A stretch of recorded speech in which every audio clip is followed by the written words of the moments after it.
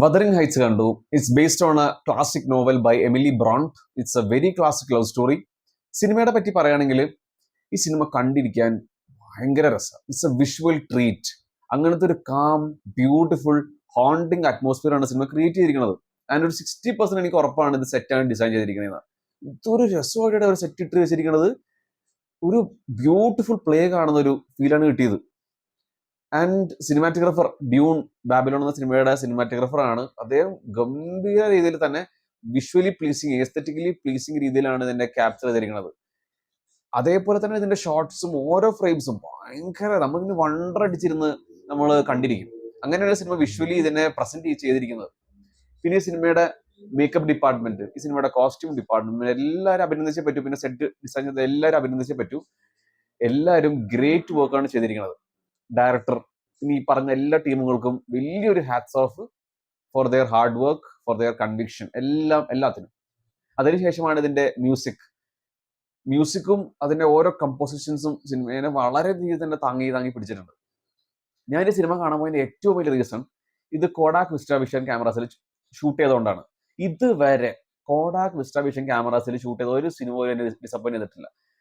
One ബാറ്റിൽ after another, ബുഗോണിയ, brutalist length ഉള്ള സിനിമയായിരുന്നെങ്കിലും ആ ഒരു ക്യാമറാസിൽ ഷൂട്ട് ചെയ്യുന്ന പ്രത്യേകത എന്ന് വെച്ച് കഴിഞ്ഞാൽ നമുക്കൊരു ഭയങ്കര ഇന്റൻസ് എക്സ്പീരിയൻസ് തരും. അതേപോലെ ഒരു ഇന്റൻസ് ഭയങ്കര ഒരു കാം അറ്റ്മോസ്ഫിയർ തന്നെ ഈ ഒരു സിനിമ കാണുമ്പോഴും അങ്ങനത്തെ ഒരു അനുഭവമാണ് എനിക്ക് പേഴ്സണലി കിട്ടിയത്. ഒരു ഇമേഴ്സീവ് എക്സ്പീരിയൻസ് ആ ഒരു ക്യാമറാസിലോട്ട് കിട്ടും. അതുകൊണ്ട് തന്നെ ഞാൻ പറയുകയാണ്, ഈ സിനിമ തിയേറ്ററിൽ തന്നെ പോയി കാണുക. ഈ സിനിമയ്ക്ക് കുറെ പ്രശ്നങ്ങളുണ്ട്, പക്ഷെ എന്നാൽ പോലും ഈ പടം തിയേറ്ററിൽ എക്സ്പീരിയൻസ് ചെയ്യാനുള്ള ഒരു സംഭവം ഉണ്ട്. അവരുടെ ഹാർഡ് വർക്കിന് വേണ്ടിയെങ്കിലും ഈ പടം തിയേറ്ററിൽ തന്നെ കാണാൻ നോക്കുക.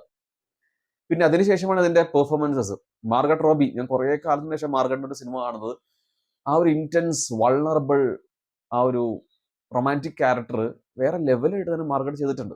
നമുക്ക് ആ ഒരു ക്യാരക്ടർ നമുക്ക് ശരിക്കും ഫീൽ ചെയ്യും ആ ഒരു പെർഫോമൻസിലൂടെ. അതേപോലെ തന്നെ ജേക്കബ് എലോറഡി, ആ ഒരു കണ്ണുകളിൽ നമുക്ക് തന്നെ അഭിനയം കാണാൻ പറ്റും. ഇവർ രണ്ടുപേരും തകർക്കായിരുന്നു. പക്ഷെ ഇവരുടെ ക്യാരക്ടേഴ്സ് ഒരു രീതിയിൽ പോയി ലൈക്കബിൾ അല്ല. ഫസ്റ്റ് ഹാഫ് ലൈക്കബിൾ ആയിരുന്നു, സെക്കൻഡ് ഹാഫിൽ വല്ലാത്ത ഒരു ടോക്സിക് ക്യാരക്ടേഴ്സായി മാറും. ഭയങ്കര ടോക്സിക് ക്യാരക്ടേഴ്സ് അതിനകത്ത്. എനിക്ക് അത് തന്നെയാണ് സിനിമ നെഗറ്റീവായിട്ടും ഫീൽ ചെയ്തത്. ഫസ്റ്റ് ഹാഫ് അത്യാവശ്യം ഭയങ്കര കാം, നല്ലൊരു ലവ് സ്റ്റോറി എന്ന രീതിയിലാണ് പടം കടന്നുപോയത്.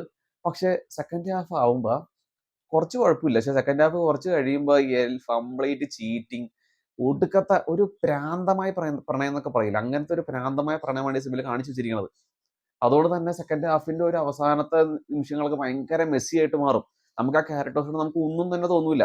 പക്ഷെ അവരോട് തോന്നിയില്ലെങ്കിൽ നമുക്ക് ആ കൂടെയുള്ള സപ്പോർട്ടിങ് ക്യാരക്ടേഴ്സോട് നമുക്ക് തോന്നും.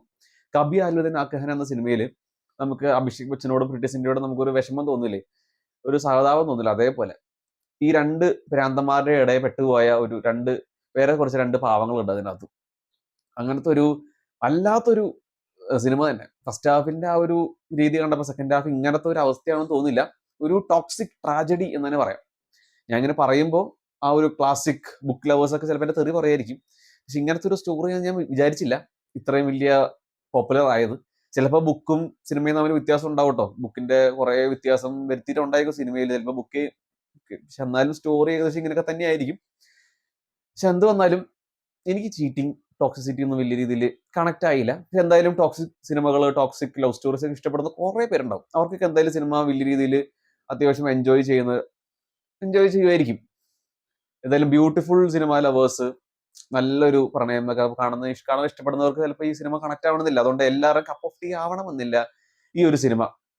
പക്ഷെ എന്നാലും ഞാൻ പറയാണ്, ഈ സിനിമ വിഷ്വലി കണ്ടിരിക്കാൻ ഭയങ്കര രസമാണ്. It's a visual treat. അതുകൊണ്ട് തന്നെ തിയേറ്ററിൽ കാണാനുള്ള സിനിമയുണ്ട്. സ്റ്റോറി, അതേപോലെ റൈറ്റിങ്ങിലൊക്കെ കുറെ പ്രശ്നമാണെന്നേ ഉള്ളൂ. പക്ഷെ ബാക്കിയുള്ള എല്ലാ ഡിപ്പാർട്ട്മെന്റും ഗംഭീര വർക്കാണ് ചെയ്തു വെച്ചിരിക്കുന്നത്. Technically this cinema is too good. അതുകൊണ്ട് തന്നെ ഞാൻ പറയുന്നത് തിയേറ്ററിൽ തന്നെ പോയി കാണാനായിട്ട്. കണ്ടിട്ട് അഭിപ്രായം പറയുക. For more reviews please like, share, subscribe. Abi reviews.